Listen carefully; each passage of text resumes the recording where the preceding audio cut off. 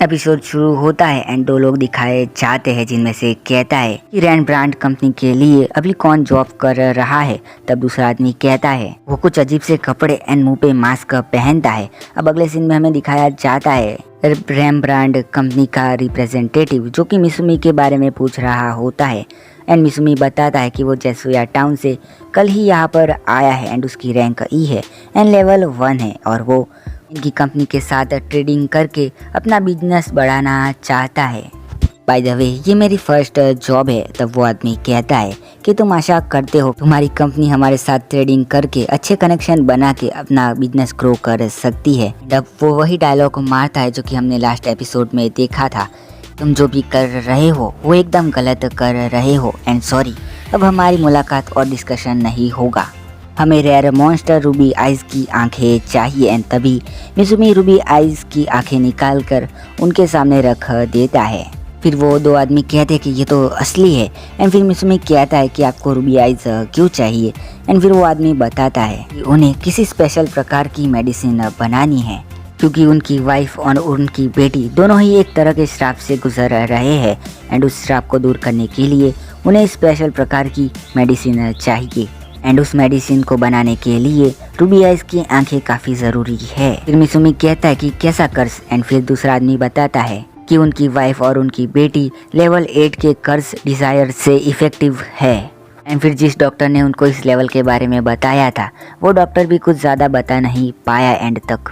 मिसुमी कहता है कि एंड तक मतलब कि वो डॉक्टर अब मर गया है। आप जब भी मेडिसिन बनाए तो आप मुझे बता देना जिससे मैं आपका टाइम एंड आपको ट्रबल से बचा सकूँ। ये सुन के वो आदमी कहता है एक पर्सन के लिए दवाई बनाने के लिए 2 रूबी आइज की ज़रूरत पड़ती है। तभी मिसुमी सारे रूबी आइज उनके सामने रख देता है। ये देख के सारे लोग खुश हो जाते हैं, मतलब कि उनके एम्प्लॉय भी। बाद में रिप्रेजेंटेटिव मिसुमी के साथ कॉन्ट्रैक्ट साइन कर देता है एंड मिसुमी कहता है कि उसे मर्चेंट गिल्ड में रजिस्ट्रेशन भी करना है। तब वो आदमी उसे बताता है कि रजिस्ट्रेशन करने के लिए मिसुमी को टेस्ट देना होगा एंड मिसुमी कहता है क्या टेस्ट। जब मिसुमी मर्चेंट गिल्ड में पहुंचता है तो उसे लेडी बताती है कि उसे 2 टेस्ट देने होंगे जिनमें से एक राइटन टेस्ट होगा एंड दूसरे में मिसुमी को खाली बॉटल से लेके फैंग ऑफ वुल्फ जैसी कीमती चीज़ें लाके देनी होंगी। अगर मिसुमी टेस्ट में फेल होता है तो वो आधे साल के बाद फिर से टेस्ट दे सकता है एंड उसके बाद उसे एक मैनुअल दिखाती है जिसे पढ़ के मिसुमी पास हो सकता है एंड उस मैनुअल के 2 गोल्ड कॉइन्स होते हैं। फिर मिसुमी उसे ले लेता है एंड उस लेडी से कहता है कि क्या मैं अभी टेस्ट दे सकता हूँ एंड वो लेडी कहती क्या टेस्ट अभी। एंड फिर आगे मिसुमी पढ़ रहा होता है मैनुअल एंड उसके बाद उसके पास एक ओल्ड पर्सन आता है उसका टेस्ट लेने के लिए। मिसुमी के लिए ये टेस्ट काफ़ी आसान होता है एंड फिर वो टेस्ट वो उस पर्सन को देता है। मिसुमी सोचता है कि इस वर्ल्ड का एजुकेशन लेवल काफ़ी लो है, शायद मुझे स्कूल खोलनी चाहिए यहाँ पर।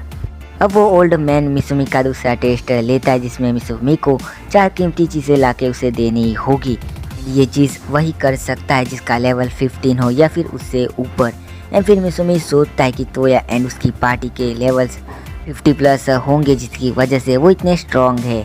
एंड फिर वे मिसुमी अपनी सारी कीमती चीज़ें रख देता है उस आदमी के सामने एंड फिर कहता है कि ये चलेगी एंड वो आदमी ये सब देख के हैरान हो जाता है एंड कहता है कि तुम ये सब यहाँ कहाँ से लाए। एंड मिसुमी कहता है कि जिन लोगों को उसने लिफ्ट दी थी उन एडवेंचरर ने उसे ये सब चीज़ें दी है, क्या ये चीज़ें चलेगी। एंड वो आदमी कहता है कि ठीक है तुम पास हो गए फुल मार्क्स से एंड मुझे इसकी बहुत ज़्यादा खुशी है। अब मिसुमी को उसका गिल्ड कार्ड दूसरे दिन मिलने वाला था एंड उसे भूख भी लगी थी। अब नेक्स्ट सीन में हम देखते हैं कि टमोई क्रैब मॉन्स्टर से लड़ रही होती है एंड उन्हें हरा भी देती है। उसके बाद वो उन्हें भून देती है एंड उन्हें काट के और कैन वो दोनों ही खाते हैं क्योंकि उन्हें काफ़ी स्वादिष्ट लगता है एंड ये खा ही रही होती है। तभी यहाँ पर एक ऑर्क आता है एंड वो कहता है कि मियो उसके मेमोरी वॉलेट में घुस गई है एंड फिर टमोई कहती है कि उसमें तो हिस्टोरिकल ड्रामा है जो कि मैंने अभी तक नहीं देखे हैं एंड यहाँ से भाग जाती है मेमोरी वॉलेट की तरफ एंड यहाँ पहुँच के वो कहती है कि मियो एंड जब वो वहाँ पर पहुँचती है तो वो पाती है कि मियो यहाँ पर बैठी हुई होती है। एंड इसके बारे में एमा से टमोई पूछती है तो एमा बताती है कि मियो मेमोरीज को ट्रांसलेट कर रही है जिनको अभी तक नहीं किया गया है एंड उसे टमोई की हेल्प चाहिए। अगर टमोई मना करेगी तो वो मास्टर को बता देगी कि टमोई सीक्रेटली वापस आ गई है एंड क्रैब्स को भी मार के खा गई है। इतना कह के एमा यहाँ से चली जाती है एंड अब टमोई मियो के पास जाके उसे सारी मेमोरीज ट्रांसलेट करने को दे देती है, ये कह के कि अब तुम भी इसे देख सकती हो। वो मियो से पूछती है कि जब मैं ट्रेनिंग पर गई थी तो तुम दोनों ने क्या किया था। एंड फिर मियो कहती है कि हम दोनों एक साथ थे एंड मैंने मास्टर को सोते हुए देखा। एंड टमोई कहती कि बस सोते हुए देखा, तुमने कुछ किया नहीं। एंड वो कहती कि नहीं तो अब तुमने इसके बारे में पूछा तो मैं मास्टर को रिपोर्ट कर दूंगी। एंड फिर तभी उसे कोई मेमोरी दिखती है जो कि मियो को काफ़ी इंटरेस्टिंग लगती है। मियो अपने पास रख देती है। दूसरी तरफ मिसुमी दिखाया जाता है जो कि रेस्टोरेंट में पहुंचता है। फिर मिसुमी यहाँ की सबसे ज़्यादा महंगी जूस ऑर्डर करता है। जब मिसुमी ये पीता है तो उसे बिल्कुल भी पसंद नहीं आता है एंड वो कहता है कि मैं डेमी प्लेन के फूड को मिस कर रहा हूँ। दूसरे दिन हमें छोटी टमोई दिखाई जाती है जो कि खा रही होती है फ्रूट एंड तभी यहाँ पर मिसुमी आ जाता है एंड फिर छोटी टमोई कहती है कि मैं इन्हें खा नहीं रही थी, मैं तो बस टेस्ट चेक कर रही थी। मिसुमी कहता है कि तुम खा सकती हो एंड एक खुद भी वो खाने लगता है। फिर छोटी टमोई मिसुमी को रिपोर्ट देती है कि कई दिनों से टेम्परेचर ठंडा और गर्म हो रहा है। लास्ट वीक में यहाँ पर बर्फ़ भी गिरी थी। मिसुमी सोचता है कि अगर ऐसा ही चलता रहा तो हमारे बिजनेस में काफ़ी फ़र्क पड़ेगा, इससे मुझे वजह पता लगानी होगी। फिर छोटी टमोई से मिसुमी इल्यूजरी सिटी के बारे में पूछता है तब वो बताती है कि उन लोगों ने स्टार्ट तो कर दिया है लेकिन उन्हें ये नहीं पता है कि उन्हें आगे क्या करना चाहिए।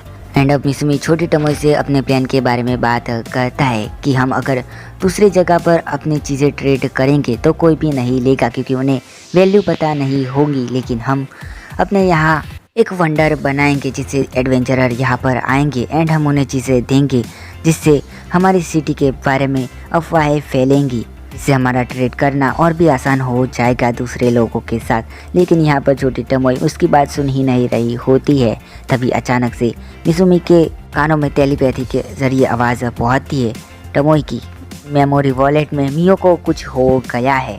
एंड मिसुमी भागते हुए वहाँ पर जाता है एंड वो देखता है कि यहाँ पर टमोई और मियो दोनों ही लड़ रही होती है।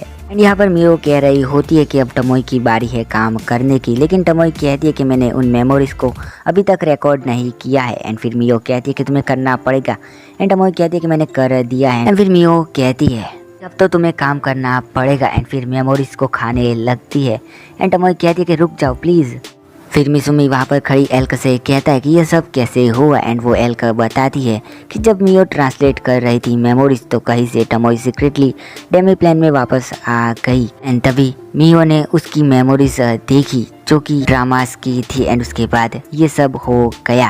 अब टमोई कहती है कि अगर तुम इन्हें खा जाओगी तो मैं फिर से इन्हें री एडिट कर दूंगी एंड तभी मिसुमी टमोई को पकड़ लेता है एंड कहता है कि ये क्या हो रहा है। के बाद टमोई और मियो फिर से शुरू हो जाते हैं एंड मिसुमी उन दोनों को शांत रहने को कहता है एंड पहले मियो को कहता है कि तुम उसको उसका ग्लास वापस कर दो। फिर मियो टमोई को उसका ग्लास वापस कर देती है एंड मिसुमी टमोई से कहता है कि तुमने मुझे रिपोर्ट क्यों नहीं दी वापस आने की। तभी मियो कहती है कि वो क्रैब्स को खाने में बिजी थी एंड फिर वो ड्रामा भी देख रही थी। एंड फिर मिसुमी कहता है कि अब ये बताओ टमोई कि ये सब कैसे हुआ। फिर टमोई कहती है कि मुझे मियो एकदम सर्वेंट के तरह ट्रीट कर रही थी एंड उसके बाद वो एक के बाद एक मेमोरीज देखने लग गई। एंड मिसुमी कहता है कि क्या तुम्हें भी हिस्टोरिकल ड्रामा में इंटरेस्ट है एंड मियो कहती है कि नहीं मुझे उसमें इंटरेस्ट नहीं है, मुझे तो इसमें इंटरेस्ट है। एंड जब मिसुमी वो चीज़ देखता है तो उस ग्लास में उसके डैड एंड उसकी मेमोरीज होती है जिनमें वो दोनों एक एनिमे देख रहे थे एंड दूसरे क्लास में किड्स शो होता है जो कि मियो को काफ़ी पसंद आया होता है एंड मिसुमी उसे देखने को अलाउ कर देता है। फिर टमोई कहती है कि क्या मैं हिस्ट्रिकल ड्रामा देख सकती हूँ एंड मिसुमी कहता है कि पहले तुम मुझे रिपोर्ट दो एंड उसके बाद मैं तुम्हें लेक्चर दूंगा। नेक्स्ट सीन में ये तीनों ही एक होटल के कमरे में होते हैं एंड मिसुमी उन लोगों के साथ अपने ट्रेडिंग कंपनी के बिजनेस के बारे में बातें शेयर कर रहा होता है एंड इन दोनों को ही वो बातें अच्छी लगती है फिर मिसुमी कहता है कि हमारे कमरे में सिर्फ 2 ही बेड है तो मैं उनमें से एक में सोऊंगा। एंड इतना सुन के मियो और टमोय दोनों ही सेक्सी सा लुक देते एंड मिसुमी कहता है कि मैं सोफे में ही सो जाऊंगा। टमोय एंड मियो कुछ बड़बड़ाते हैं एंड फिर अचानक से मिसुमी को मैसेज आता है उस बंदे का जो कि उनके साथ था पहले, कि वो बंदा उसकी हेल्प करने को रेडी है। एंड मिसुमी कहता है कि अब बिना किसी इशू के मेरा बिजनेस ग्रो कर जाएगा एंड कोई भी मुसीबत नहीं आएगी। फिर जब वो टमोय और मियो को देखता है तो वो दोनों ही सो गई होती है। दूसरे दिन मिसुमी उस बंदे से मिलता है जो कि मिसुमी की हेल्प करने को रेडी होता है एंड वो कहता है कि वो मिसुमी को लीड करेगा। एंड पीछे हम देखते हैं उन 2 बंदों को जिनको हमने स्टार्ट में देखा था। उनमें से एक कहता है कि क्या ये बंदा कंपनी के साथ जॉब कर पाएगा एंड दूसरे को ऑफर देता है कि उसके पास जितने भी एडवेंचरर है उन सबको वो बुला दे, वो उसके लिए मुँह मांगी कीमत देने को तैयार है। बट अब वो मिसुमी को इस ट्रेडिंग कंपनी के साथ काम करते हुए देखना नहीं चाहता है एंड एपिसोड यहाँ पर ख़त्म हो जाता है।